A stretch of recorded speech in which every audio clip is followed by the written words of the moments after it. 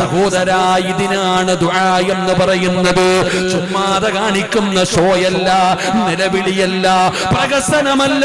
ദുആ എന്ന് പറഞ്ഞാൽ നീ വിശ്വസിക്കണം, നിന്റെ റബ്ബ് തരുമെന്ന്. എവിടെ കടന്ന് ചോദിച്ചാലും, എവിടെ കടന്ന് വിളിച്ചാലും എന്റെ റബ്ബ് തരുമെന്നുള്ള പ്രതീക്ഷ വേണം മോനെ. ഇതിനാ ദുആ എന്ന് പറയുന്നത്. വയദുഊനനാ റഗബൻ വറഹബാ. അല്ലാഹു ഖുർആനിൽ പറഞ്ഞ ദുആയതാ. യൂനുസ് എന്ന് പറയുന്ന പ്രവാചകൻ മീനിന്റെ വയറിനകത്ത് കിടന്നിട്ട് അവിടെ ദുആ ചെയ്തടോ. ഇതുപോലെ നീയൊക്കെ ജീവിതത്തിൽ ഒരിക്കലെങ്കിലും ചെയ്തിട്ടുണ്ടോ? ഇങ്ങനെ ചെയ്താലാ അല്ലാഹു ഉത്തരം തരുന്നത്. ഇതുപോലെ ചോദിക്കുമ്പോഴാണ് മുസ്ലിം സമുദായമേ നമുക്ക് പിടിപെട്ടിരിക്കുന്ന ഏറ്റവും വലിയ നാശമെന്തെന്നറിയോ? നിരാശയാടോ, നിരാശയാടോ. നമുക്കെല്ലാവർക്കും നിരാശയാ. ചോദിച്ചു ചോദിച്ചു മടുത്തു പടച്ചവരെ, ഇനി കിട്ടില്ല എന്ന് നമ്മൾ വല്ലാതെ നിരാശപ്പെടുകയാ. നിരാശ വൻപാപമാ. മഹത്തുക്കള് പറയുന്നത് നിരാശയെന്ന് പറഞ്ഞ വൻപാപമാണ്.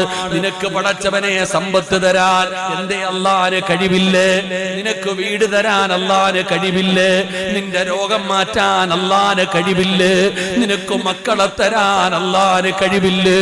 സഹോദരാ, കഴിവുണ്ടോ? നിന്റെ റബ്ബിന് കഴിയാത്തതൊന്നുമില്ല. ചോദിക്കേണ്ടതുപോലെ ചോദിക്ക്.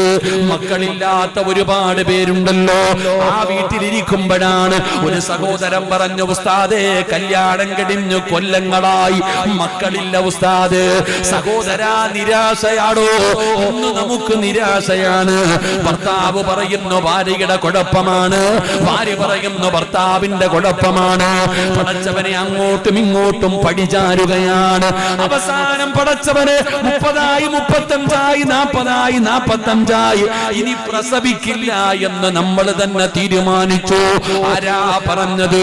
40 വയസ്സുള്ളവൾ, 50 വയസ്സുള്ളവൾ, 60 വയസ്സുള്ളവൾ പ്രസവിക്കില്ല എന്ന് നിന്നോട് ആരാ പറഞ്ഞതെന്നത്? മക്കളില്ലാത്ത പെങ്ങള്. അല്ലാഹ് പറഞ്ഞത് ചോദിച്ചാ ഉത്തരം തരുന്നവനാണ് അല്ലാഹ്. അല്ലാഹ് ചെയ്ത വാഗ്ദാനമാണ്. എന്നോട് ചോദിച്ചാ ഉത്തരം തരുമെന്ന് അല്ലാഹു തന്നെ പറഞ്ഞിട്ടുണ്ട്. പിന്നെ ഉത്തരം കിട്ടാത്തതിന്റെ കാരണം നീ ചോദിക്കേണ്ടതുപോലെ ചോദിക്കുന്നില്ല.